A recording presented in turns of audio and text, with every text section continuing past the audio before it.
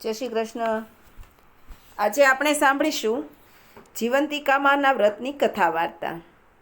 વ્રત કેવી રીતે કરવું તેમજ તેનું મહાત્મ્ય વિશે. જીવંતિકામાનું વ્રત કયા દિવસે કરવું તેમજ ભગવાનને સુખ અને સંતાનની પ્રાપ્તિ માટે આ વ્રત કરવામાં આવે છે. જીવંતિકામાનું વ્રત કરવાથી આપણા જીવનમાં શાંતિ વ્યાપી રહે છે. તેમજ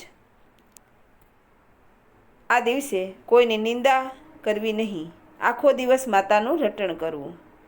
મા જીવંતિકાની વ્રત કરનારને બાળકો પર અમી નજર રહે કે તેનું લાંબુ આયુષ્ય પ્રદાન કરે તે માટે માતાજીને પ્રાર્થના કરવી.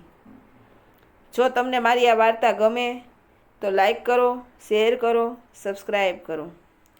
જો તમને મારી આ ચેનલ ગમે તો સબસ્ક્રાઈબ કરી લો કે જેથી કરીને અવનવી વાર્તા તેમજ ઇતિહાસ રોજ તરત સાંભળવા મળશે. મિત્રો, જીવંતિકામાનું વ્રત શ્રાવણ મહિનામાં આવતા શુક્રવારે કરવાનું હોય છે. પહેલા શુક્રવારે વ્રત શક્ય હોય તો પહેલા શુક્રવારે કરવું અને બીજા શુક્રવારે કરી શકાય તો બીજા શુક્રવારે કરવું. જો ચારેય શુક્રવારે વ્રત કરી શકાય તેમ હોય તો ચારેય શુક્રવારે પણ વ્રત કરી શકાય. 1 કે 2 શુક્રવારે પણ વ્રત કરી શકાય. શુક્રવારે સવારે વહેલા ઉઠી નિત્યકર્મથી પરવારી માતાજીની સ્થાપના માટે એક બાજોટ લેવો. તેના ઉપર લાલ કલરનું કપડું પાથરવું. તેના પર માતાજીની છબી મૂકવી. એક દીવો કરવો. માતાજીને થાળ ધરાવો અને માતાજીને પ્રાર્થના કરવી કે હે જીવંતિકામાં, અમારા સર્વે સંતાપ હરજો અને સદાય જીવનમાં સુખ અને શાંતિ વ્યાપી રહે તેવા આશીર્વાદ આપજો. તેમજ પૂરા ભાવથી માતાજીની પૂજા કરવી. માતાજીનું પૂજન અર્ચન કરવું. માતાજીને અબીલ, ગુલાલ, કંકુ, ચોખા વગેરે ચડાવવું. તેમજ નૈવેદ્ય અર્પણ કરવું. માતાજીને લાલ કલરના ફૂલોનો હાર પહેરાવવો અને વ્રત કરનારે પણ લાલ કલરના વસ્ત્ર પહેરવા. પીળા કલરના કપડાં પહેરવા નહીં. માતાજીને નૈવેદ્યમાં શીરો ધરાવવો. માતાજીને પ્રાર્થના કરવી કે હે માતાજી, અમારી સર્વે મનોકામના પૂર્ણ કરજો. અમારા સંતાનને નિરોગી રાખજો તેમજ લાંબુ આયુષ્ય પ્રદાન કરજો. જીવંતિકામાની જય. જીવંતિકામાની વાર્તા પ્રાચીન કાળની વાત છે. સુશીલકુમાર નામે એક રાજા હતો. તેને સુલક્ષણા નામે એક પત્ની હતી. રાજા રાણી બંને ધાર્મિક હતા. ભગવાને તેમને સંતાન સુખ ન આપ્યું હતું. આથી તેઓ મનમાં મૂંઝાતા હતા અને તલસતા હતા સંતાન માટે. એક દિવસ રાજાએ રાણીને લાલચ આપી કે તાજું જન્મેલું બાળક લઈ આવવા કહ્યું અને દાયણ પણ ધનના લાલચે એક બ્રાહ્મણના ઘરમાંથી તાજું જન્મેલું બાળક ઉઠાવી લાવી અને રાણીને આપ્યું. પછી નગરમાં જાહેરાત કરી કે રાણીને પુત્ર અવતર્યો છે. આ સમાચારથી નગરમાં આનંદભેર ઉજવણી કરવામાં આવી. બીજી બાજુ બ્રાહ્મણની પત્ની પુત્ર વિયોગમાં આંસુ સારતી હતી. આ બ્રાહ્મણી જીવંતિકા વ્રત કરતી હોવાથી માતાજી તેના બાળક રાજકુમારનું હંમેશા રક્ષણ કરતા હતા. સમય જતાં બાળક મોટો થઈ ગયો. રાજા અને પેલા બ્રાહ્મણનું મૃત્યુ થયું. રાજકુમારને રાજા બનાવવામાં આવ્યો. તે પોતાના પિતા એટલે કે રાજાના શ્રાદ્ધ માટે ગયાજી જાય છે અને રસ્તામાં તે એક વાણિયાને ત્યાં રાત રોકાયા. એ દિવસે વાણિયાને ત્યાં એક બાળક જન્મે છે અને બાળકના 6 દિવસ થયા હતા. ઘરમાં બધા ઊંઘી ગયા હતા. ત્યારે મા જીવંતિકામાં રાજકુમારનું રક્ષણ કરવા માટે દરવાજા પાસે ઊભા હતા.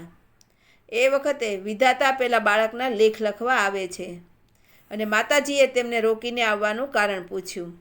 ત્યારે જવાબમાં વિધાતાએ કહ્યું કે હું બાળકના લેખ લખવા માટે આવી છું, જે આવતીકાલે મોતને ભેટશે. આ સાંભળી માતાજીએ કહ્યું કે જ્યાં મારા પગ પડે ત્યાં અમંગળ ક્યારેય ન થઈ શકે, માટે તમારે આ બાળકનું દીર્ઘાયુષ્ય લખવું પડશે.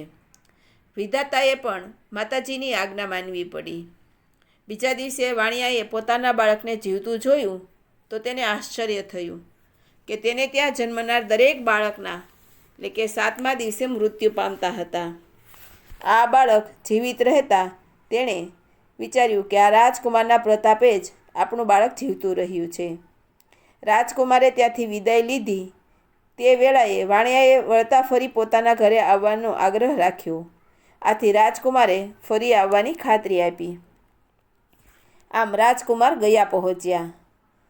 શ્રાદ્ધ કર્મ કર્યા પછી પિંડદાન આપતી વખતે નદીમાંથી 2 હાથ બહાર આવ્યા. આ જોઈ રાજકુમારને નવાઈ લાગી. તેણે બંને હાથમાં પિંડ મૂક્યા. પછી પાછા ફરતી વેળાએ ફરી તે પહેલાં વાણિયાના ઘરે આવી પહોંચ્યો. એ દિવસે વાણિયાને ત્યાં ફરી પુત્રનો જન્મ થયો અને 6 દિવસ થયા હતા. રાત્રે ફરી વિધાતા છઠ્ઠીના લેખ લખવા માટે આવ્યા. તેમણે માતા જીવંતિકાએ ફરી રોક્યા અને બાળકનું દીર્ઘાયુષ્ય લખવાનું કહ્યું. વિધાતાએ તેમના કહેવા પ્રમાણે કર્યું અને લેખ લખીને આવ્યા. પછી વિધાતાએ જીવંતિકા માને પૂછ્યું કે તમે આ રાજકુમારનું રક્ષણ શા માટે કરો છો? મા જવાબ આપે તે પહેલાં રાજકુમારની આંખ ખુલી ગઈ. તે ધ્યાનથી માની બધી વાત સાંભળી રહ્યો હતો. માતાએ કહ્યું કે આ રાજકુમારની માતા મારું વ્રત કરે છે અને શુક્રવારના દિવસે પીળા વસ્ત્રો પહેરતી નથી, પીળા માંડવા નીચે જતી નથી અને ચોખાનું પાણી ઓળંગતી નથી. આથી હું તેનું રક્ષણ કરું છું. ત્યારે રાજકુમાર વિચારમાં પડી ગયો. બીજે દિવસે વાણિયાની રજા લઈ પોતાના રાજ્યમાં આવ્યો. મહેલમાં જઈ તેણે રાણીને પૂછ્યું કે માં, તું કયું વ્રત કરે છે? માતાએ કહ્યું કે હું કોઈ વ્રત કરતી નથી. આથી રાજકુમારને ખાતરી થઈ ગઈ કે આ મારી સગી માતા નથી.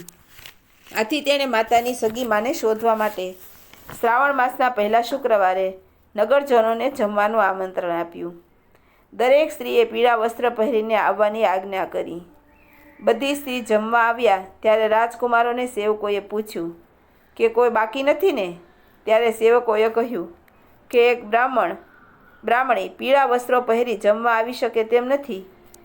તેમણે આજે પીળા વસ્ત્રો પહેરવા નહીં તેવું વ્રત લીધું છે. એટલે આ સાંભળી રાજકુમાર ખુશ થઈ ઉઠ્યો. તેણે બીજા રંગના કપડાં મોકલાવ્યા. તે પહેરી બ્રાહ્મણી આવી. તેના આવવાની સાથે જ એવો ચમત્કાર થયો કે બધાને ખબર પડી ગઈ કે આ રાજકુમારની માતા કોણ છે. ત્યાર પછી રાજકુમારે રાણીને પૂછ્યું કે આવું કેમ કર્યું? તેના જવાબમાં રાણી રડતા રડતા બધી વાત કરી અને રાજકુમાર બ્રાહ્મણીને મા કહીને ભેટી પડ્યો. તેને પોતાની સાથે મહેલમાં રાખી. બોલો જીવંતિકા માની જય.